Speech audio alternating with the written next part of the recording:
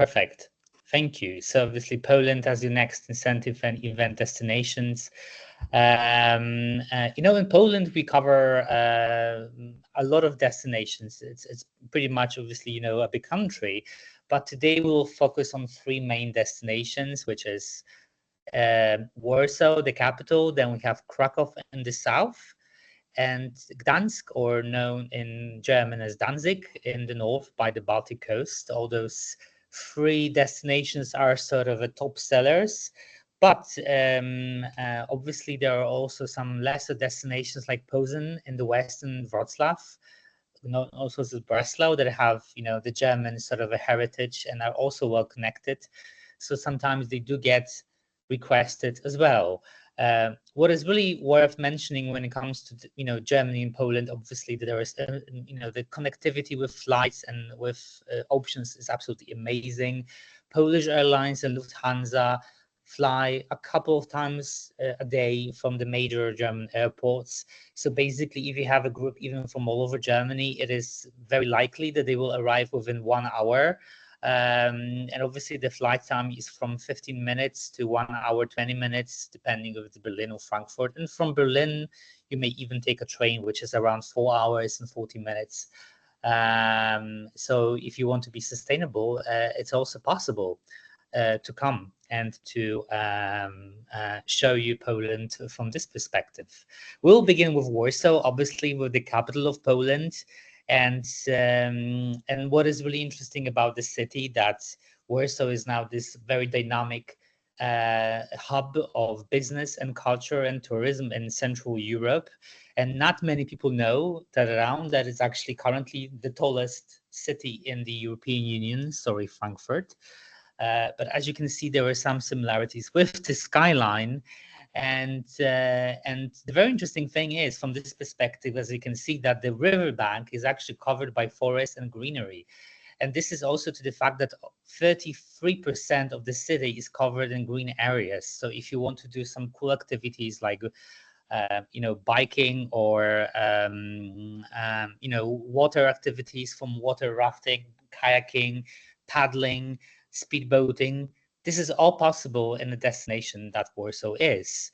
And when it comes to the cultural and historical aspect, here we have the Warsaw Old Town that features UNESCO Heritage Site listed Old Town that was fully reconstructed after World War II. So pretty much it's a place of action for many of our tours, activities, tastings, some amazing restaurants. So the city has a big variety, from the skyscrapers to the old towns, the architecture, some of the Renaissance architecture, like this, park featuring some of the old royal buildings. So there's a lot to cover, and but apart from obviously the older things, there's this new district with business skyscrapers, where you also have some amazing venues and restaurants. From 50 people to a couple of hundred people. There is a variety. Michael, you have been to Warsaw, so you probably remember it. This is the new part that you probably haven't seen yet, because it's newly developed over the past 3-4 years. So while COVID was roaming, they were building the city up. That's quite interesting. And here, for example, there are some of the interesting concepts like Outbox Warsaw, which is this huge audiovisual event space concept where it's made of 60 projections. So it's possible to do a special exhibition or an immersive gala dinner. So there's a lot of cool options in the city to create a very interesting ambience. And talking about places, so from industrial to royal, you also have vodka. This is Poland, so vodka was conceptualized here. So there is a museum of the Polish vodka, which is an amazing space, amazing place. And you can do tastings, cocktail workshops, games when people have to rival for the best cocktail. So there's lots of cool things. And also our little Polish buses called, funnily enough, they're called cucumbers. I don't know why, but we have them in different colors, and sometimes we use them for tours for, different ideas and things. And from what you can do here in Warsaw, as you can see on the left, from like vodka workshops in the museum to skyscraper dinners, cool cooking workshops, and something called a milk bar, or you can actually go to the Polish countryside. As I mentioned, Warsaw is very green. It's actually surrounded by a national park, so it is possible to do some sort of a thing called Day in the Village, which is really cool.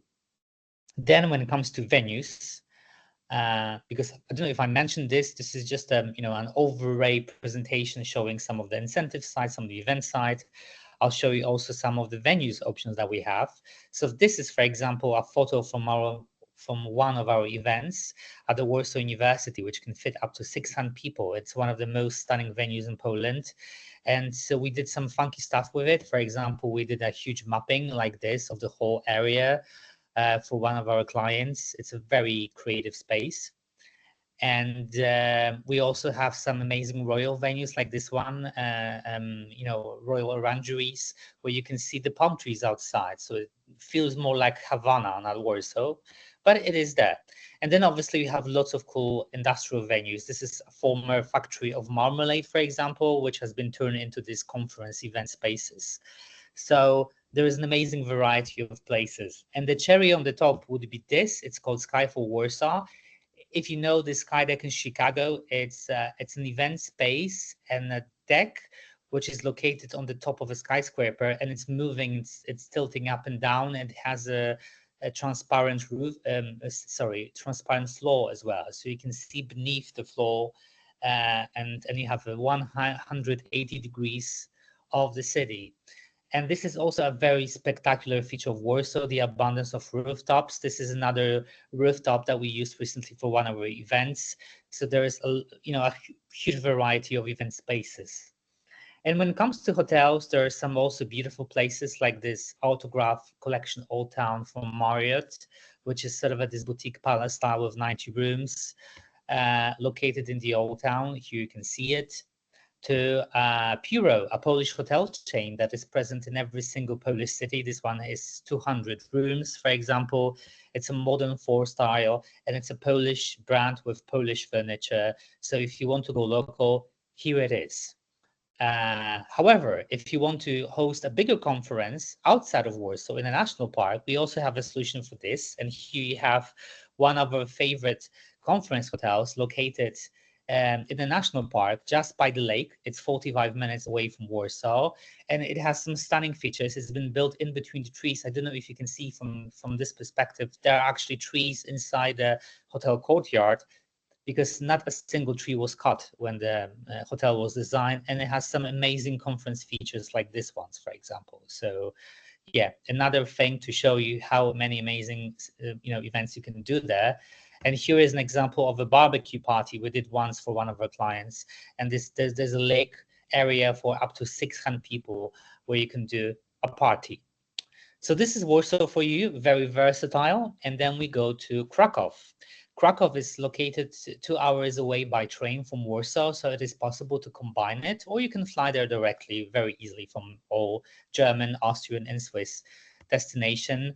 Krakow is historical capital of Poland. It's been the capital of Poland until the 17th century, and it's been untouched by any wars. So basically everything you see here is original, and it's a beautiful, eclectic, Renaissance style city with a bit less of traffic and tourism than in other big destinations around Europe, but still it has its own original charm, and you can do lots of cool things. There are some amazing restaurants, Michelin recommended options.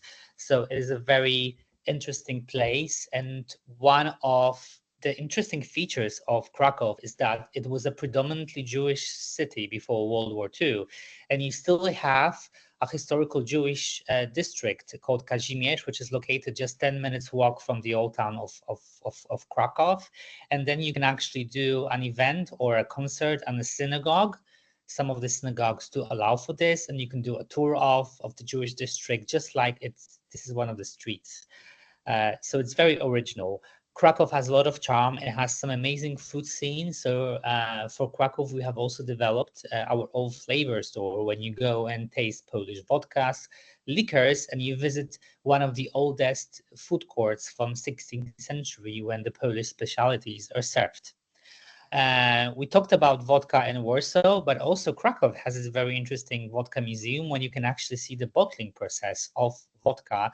And then at the very end of the tour, you can do the vodka workshops. So there's a lot of cool features. In case of Krakow, the cherry on the top is the salt mine. You've probably heard of it. Wieliczka salt mine, located 20 minutes from Warsaw Old Town, is also UNESCO listed heritage site. It's been there since 14th century, and what you can do there is do from 1 hour to 2 hours of a special tour across the salt mine, where, for example, you have the lowest located chapel, you have a lake, and then you can have a dinner in this amazing surroundings. Imagine that everything here is made of salt. The walls are made of salt. Even the chandeliers are made of salt. It's a fully functional venue. It's air conditioned with catering, so every single setup there is possible.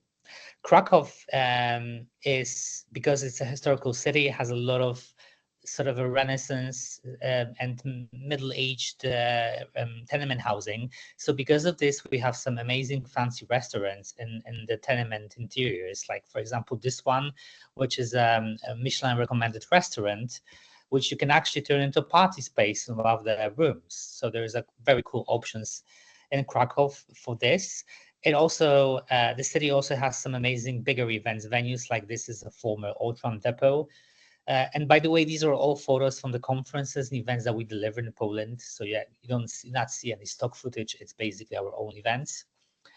To some amazing places like this. It's a huge convention and film studio space located just outside of Krakow. It has several event domes. The biggest ones can be for even 2,000 people.